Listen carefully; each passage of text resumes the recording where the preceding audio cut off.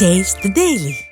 பிணையில் வெளியே வந்த செந்தில் பாலாஜிக்கு அமைச்சர் பதவி வழங்கும் பட்சத்தில் நீதிமன்ற நிபந்தனையை மீறினால் மாநில அரசின் காவல்துறை எப்படி நடவடிக்கை எடுக்கும் என்று அதிமுக பொதுச் செயலாளர் எடப்பாடி கே பழனிசாமி கேள்வி எழுப்பியுள்ளார்.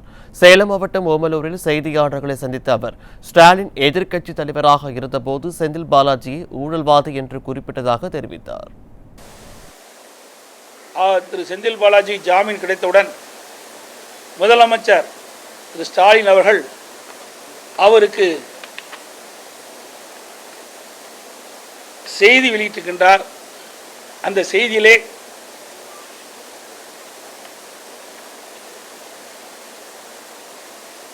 ஆருயிர் சகோதரர் வி செந்தில் பாலாஜி அவர்களுக்கு 471 நாட்களுக்கு பிறகு உச்சநீதிமன்றத்தில் பிணை கிடைத்திருக்கு என்பதாகவும்,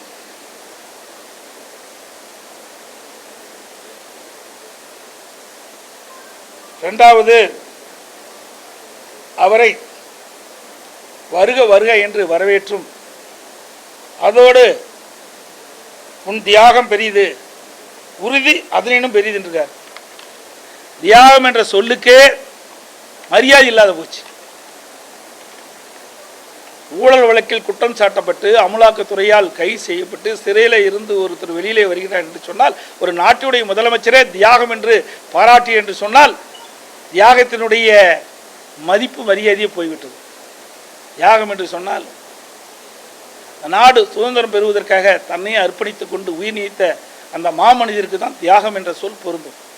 அப்படிப்பட்ட சொல்லை ஊழலால் கைது செய்யப்பட்டு, ஊழல் செய்தவர்கள் கைது செய்யப்பட்டு சிறையில் இருந்து வெளிவந்ததற்கு அதை அந்த தியாகம் என்ற சொல்லை பயன்படுத்துவது வெட்கக்கேடான் என்பதுதான் இந்த நேரத்தில் தெரிவிக்க விரும்புகின்றேன்.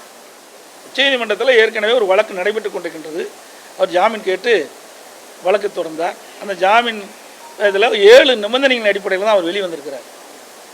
ஆனால் இன்னொன்று என்னென்னா, இந்த 7 நிபந்தனையும் யார் கவனிக்க வேணும்னா தமிழ்நாடு காவல்துறை தான். ஆனால் இந்த தமிழ்நாடு காவல்துறை வைக்கின்ற பொறுப்பு யாருன்னா முதலமைச்சர் ஸ்டாலின் இருக்குது. அவரே தியாகம் படைச்சவருங்கிறார், அவரே வருக வருங்கிறார். அப்படி இந்த 7 நிபந்தனைகளை திரு பாலாஜி அவர்கள் மீறுகின்ற பொழுது நடவடிக்கை எடுப்பாங்களா? எப்படி நடவடிக்கை எடுப்பாங்க? முதலமைச்சர் ஏற்கனவே தியாகம் சொல்லிட்டார.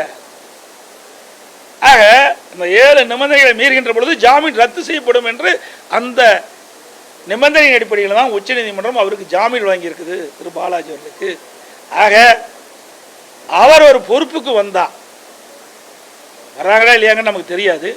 முதலமைச்சருடைய பரிந்துரையின் பேரில் மேதக ஆளுநர் திரு பாலாஜி அவர்களுக்கு அமைச்சர் பதவி பிரமாணம் செய்து வைத்தால், அவர் பதவியில் இருக்கின்ற பொழுது வாரத்திற்கு 2 நாள், திங்கட்கிழமை வெள்ளிக்கிழமை என்று கருதுகிறேன், நேரடியாக அமலாக்கத்துறை அலுவலகத்துக்கு சென்று கையொப்பமிட வேண்டும்.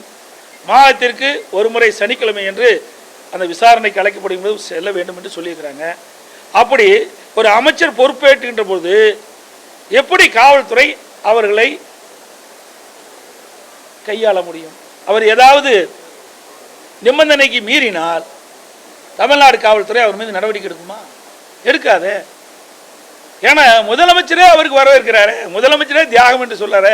அப்படி முதலமைச்சர் தலைமையில் இருக்கின்ற காவல்துறை ஒரு அமைச்சர் பொறுப்பு வந்த பிறகு, அதிகாரம் வந்த பிறகு எப்படி இந்த நிபந்தனையை கடைபிடிப்பார் என்பது பொறுத்திருந்து பார்க்க.